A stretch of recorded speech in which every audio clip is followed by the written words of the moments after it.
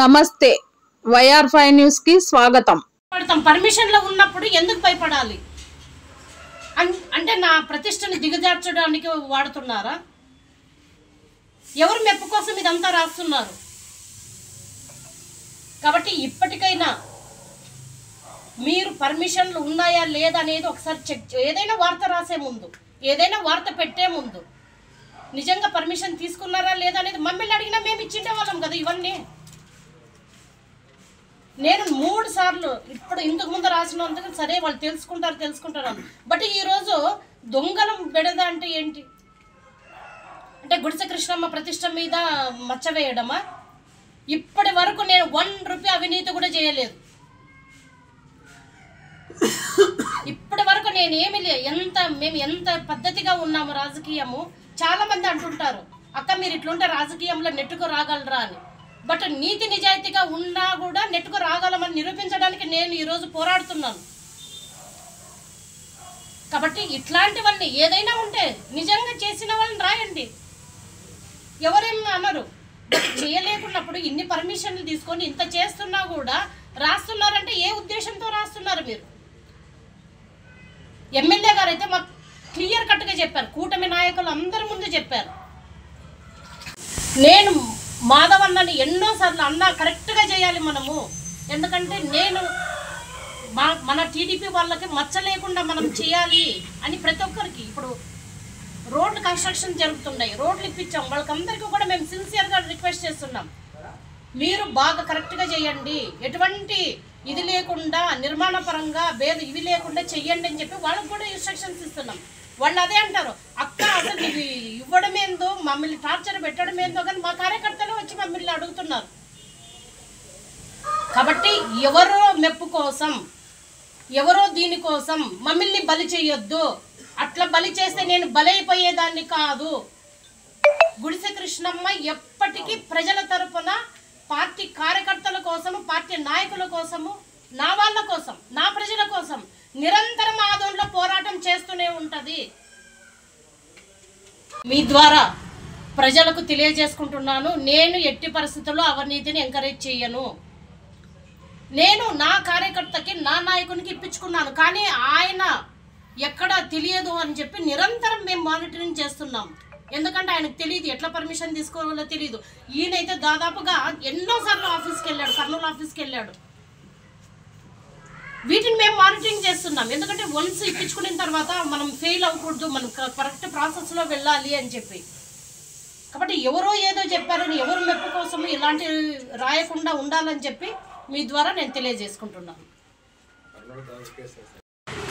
ఈరోజు ప్రెస్ మీట్కి రావడం ముఖ్య ఉద్దేశము, ఆంధ్రజ్యోతి ఏబిఎన్ పేపర్లోన రైతులకు గరస్సు దొంగల బెడద అని చెప్పి దీంట్లోన నా పేరు వాడి 3 సార్లు, ఒక చోట కాదు 3 సార్లు నా పేరు వాడి దీని గురించి పూర్తిగా ఎక్స్ప్లెయిన్ చేద్దామని చెప్పి ఈరోజు నేను మిమ్మల్ని ప్రెస్ మీట్కి పిలిచినాను. వచ్చినందుకు అందరికీ ధన్యవాదాలు. ముఖ్యంగా ఈ గరుసు, మనం గరుసు అంటాము, బట్ మైనింగ్ డిపార్ట్మెంట్లోనైతే ఆర్డినరీ ఎర్త్ మెటీరియల్ అంటారు.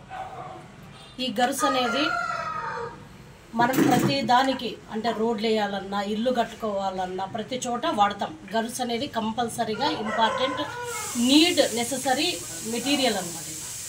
దీనికి ఇంతకుముందు వైసీపీ హయాంలోన పర్మిషన్ తీసుకున్నారో లేదో వీ డోంట్ నో, మాకు తెలియదు. కానీ వన్స్ మన గవర్నమెంట్, మా టీడీపీ ఎన్డీఏ గవర్నమెంట్ వచ్చిన తర్వాత ఎమ్మెల్యే గారు ఒకటే చెప్పారు, ఇట్లా గరుసు అనే వ్యవహారం వచ్చినప్పుడు ఖచ్చితంగా పర్మిషన్ తీసుకొని ఇది చెయ్యండి అని చెప్పి మాకు క్లియర్ కట్గా అందరికీ, నాకు ఒకటే కాదు కూటమి నాయకులకు అందరికీ చెప్పడం వల్ల కూటమి నాయకులందరూ కూడా మేము చేస్తామంటే ఫైనల్గా మాధవ్ అనే అతనికి ఇవ్వడం జరిగింది. టీడీపీ నాయకుడు, చాలా సీనియర్, పార్టీ పుట్టినప్పటి నుంచి ఉన్నాడు, ఎక్స్ సర్పంచ్, ఎక్స్ ఎంపీటీసీ, ఈయనకు ఇవ్వడం జరిగింది.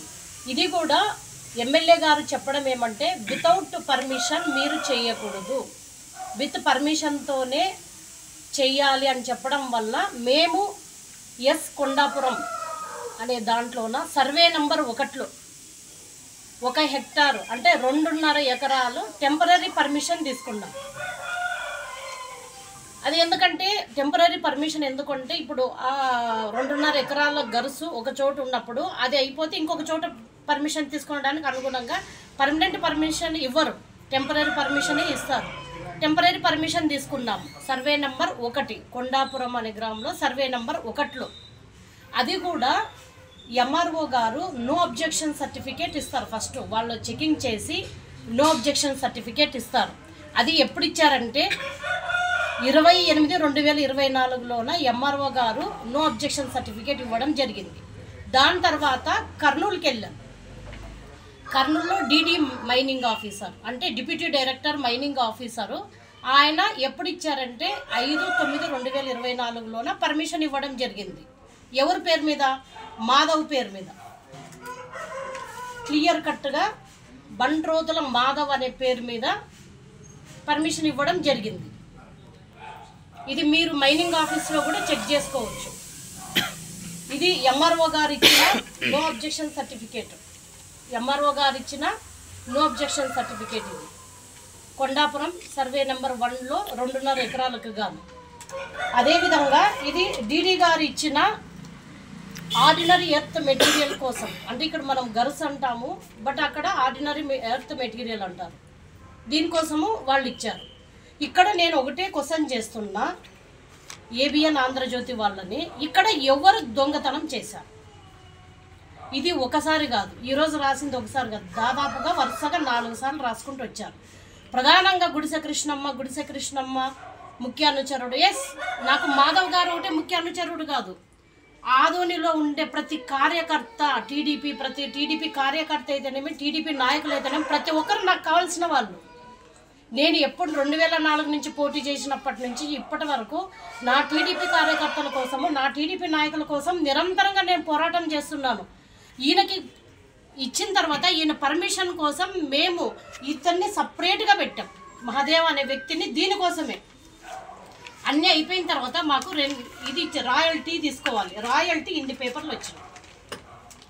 పర్మిషన్ తీసుకున్న తర్వాత రాయల్టీ పేపర్స్ మాకు ఇప్పుడు 20 డేస్ లేటుగా వచ్చాయి. ఇవి కూడా ఇప్పుడు ఒక పక్క ఎంఆర్ఓ, ఒక పక్క డీడీ, ఒక పక్క రాయల్టీ, ఇన్ని పేపర్స్ తీసుకున్న తర్వాత కూడా మేము దొంగతనంగా గర్సు తీసుకుంటున్నాము, అక్రమంగా గర్సు వ్యాపారం చేస్తున్నామని రాయడం ఎంతవరకు సమంజసం? నేను డైరెక్ట్గా క్వశ్చన్ అడుగుతాను, ఎంతవరకు సమంజసం? ఇది తప్పు కదా. ఒకరి మీద బ్లేమ్ చేయడం అనేది తప్పా కాదా?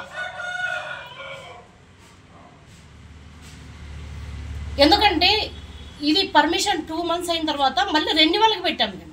ఈ రెన్యువల్లో మాకు మళ్ళీ గవర్నమెంట్ నుంచి ఆర్డర్స్ ఇంకొక 2 ఎక్స్ట్రా పర్మిషన్ తీసుకోవాలని చెప్పి ఇచ్చారు. రూల్స్ చేంజ్ అయినాయి అనమాట. ఆ రూల్స్ కూడా ఎన్విరాన్మెంట్ క్లియరెన్స్ ఒకటి కావాలని చెప్పి, అది ఇక్కడ కాదు, అమరావతిలో వెళ్ళి తీసుకోవాలి. దానికోసం మేము ఆల్రెడీ అప్లై కూడా చేశాము. ఎవ్రీ 2 months వన్స్ పర్మిషన్ అనేది తీసుకుంటున్నాం. ఇప్పుడు గవర్నమెంట్ పర్మిషన్ ఎలా ఉంటాయి అనేది మీకు అందరికీ తెలుసు, ఎంత ప్రాసెస్ అవుతుందో అనేది మీకు అందరికీ తెలుసు. అనవసరంగా బ్లేమ్ చేయకూడదు అనేది మాకు. ఇప్పుడు ఇంత పని చేసాం వైసీపీ హయాంలో, ఇలా వాళ్ళు పర్మిషన్ తీసుకున్నారో లేదో మాకు తెలియదు, కానీ మేము మాత్రం ఎమ్మెల్యే గారు ఖచ్చితంగా పర్మిషన్ తీసుకుంటేనే మీకు ఇస్తాం పర్మిషన్ తీసుకోవడానికి అన్నందుకు మేము ఇంత వర్క్ చేసాం. ఇంత వర్కౌట్ ఎవరికి కనిపిస్తుంది? అంటే నా మీద నిందలు మోపడానికే, అంటే గుడిసె కృష్ణమ్మ రాజకీయంగా ఎదగకూడదని చెప్పడానికే. ఒక మహిళ, ఒక బీసీ మహిళ ఈరోజు 20 సంవత్సరాలుగా 2004 నుంచి ఇప్పటి వరకు నేను 20 సంవత్సరాలుగా నిరంతరం కార్యకర్తల కోసం పోరాడుతున్నాను, నిరంతరం పార్టీ కోసం కృషి చేస్తున్నాను, పార్టీ అభివృద్ధి కోసం కృషి చేస్తున్నాను. అంటే నా మీద బ్లేమ్ చేయడానిక ఈ వార్తలు రాయడం? మీరే చూడండి, ఈరోజు వచ్చిన దాంట్లో 3 చోట్ల గుడిసె కృష్ణమ్మ ముఖ్య అనుచరుడు రాయడం ఎంతవరకు సమంజసం? అంటే నా మీద కక్ష కట్టి చేస్తున్నారా ఇదంతా? అంటే ఇప్పుడు మేము రాజకీయ నాయకులు, ఇంతకుముందు గవర్నమెంట్ వాళ్ళు ఏం చేశారు? ఇప్పుడు మేము అన్ని పర్మిషన్లు తీసుకొని చేస్తున్నప్పుడు ఎందుకు బ్లేమ్ చేయాలి?